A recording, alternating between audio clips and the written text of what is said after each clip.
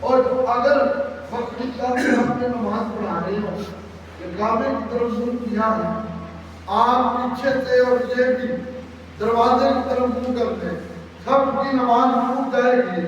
ارے جس کعبے کی ہم اتنی تعظیم کرتے ہیں کہ وضو کر کے اس کی طرف منہ کر کے نماز پڑھتے ہیں، وہ کعبہ نیچے رہ گیا ہے، بلال کے قدم اوپر آ گئے ہیں۔ وجہ کیا ہے؟ بلال کا تو بینک بیلنس تھا، کوئی کوٹھیاں تھی، کوئی بنگلے تھے نہیں، وہ تو کھجور کی گٹھلی جیب میں رکھ کے گزارا کرنے والے تھے۔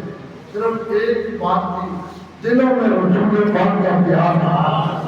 آج آپ 10 منٹ کے سجا کیے ہیں اور یاد بھی سجا رہے ہیں، اور یہ صرف پیار کی نسبت ہے، ورنہ اس علاقہ اور یہ آپ کی بڑی محبت ہے۔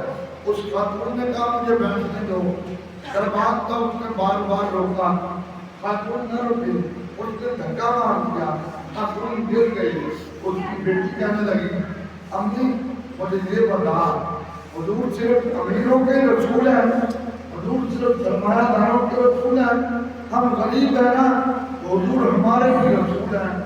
چلے وہاں سے جھونپڑی میں آئے، خیمہ لگتا تھا، بعض جگہوں پہ آپ گراؤنڈ میں جائیں تو خیمے لگے ہوتے ہیں، جیسے بعض ہمارے جھولے لگانے والے حضرات میں لگائے ہوتے ہیں، خیمہ لگا تھا۔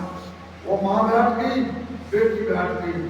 یہ میں کہتا ہوں اس بارگاہ میں بڑی نمود و نمائش کی ضرورت نہیں، اس بارگاہ میں بڑوں کے پیار کی ضرورت ہے۔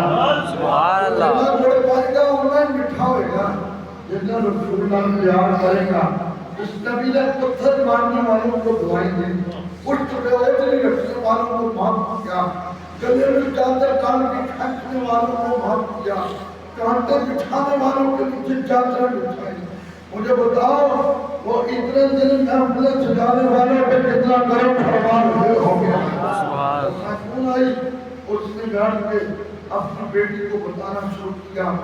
جب وہ اپنی بیٹی کو ملاد بتا رہی ہے، آج کل ٹائم کے لیے طلاق لگا ہوا ہے، اس وقت یہ ماحول ہوتا تھا، بڑی بڑی کتابوں میں یہ روایت موجود ہے، اس وقت یہ ماحول ہوتا تھا، لوگ گرداروں کے ٹائم کو دیکھتے تھے۔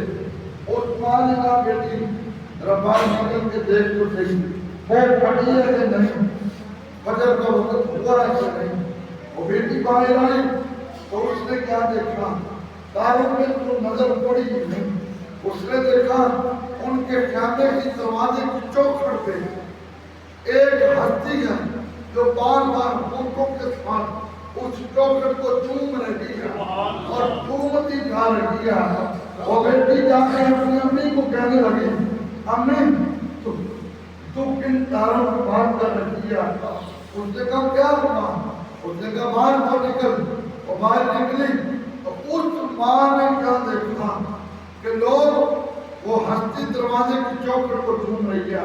اس نے پاؤں کو ہاتھ لگایا، سر اٹھایا تو وہ بغداد کے شہنشاہ 11ویں مالک تھے، جن کو زمانہ غوث اعظم کہتا ہے، جن کو پہلے بھی مانتے تھے بعد والے بھی مانتے ہیں۔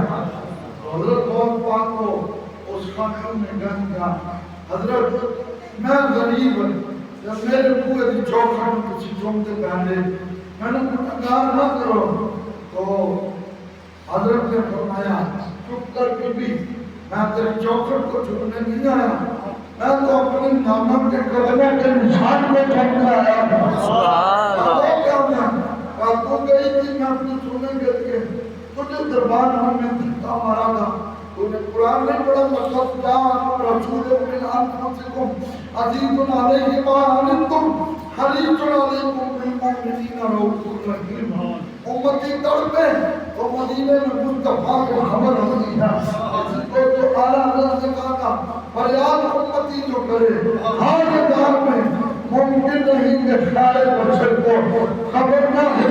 بندہ مٹ جائے گا آقا میں، وہ بندہ کیا ہوگا وہ نہ خبر، غلاموں کی تو آقا کیا ہے۔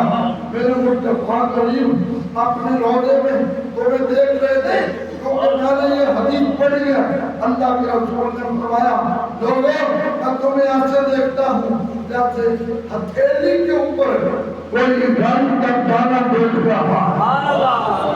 مجھے یہ بتائیں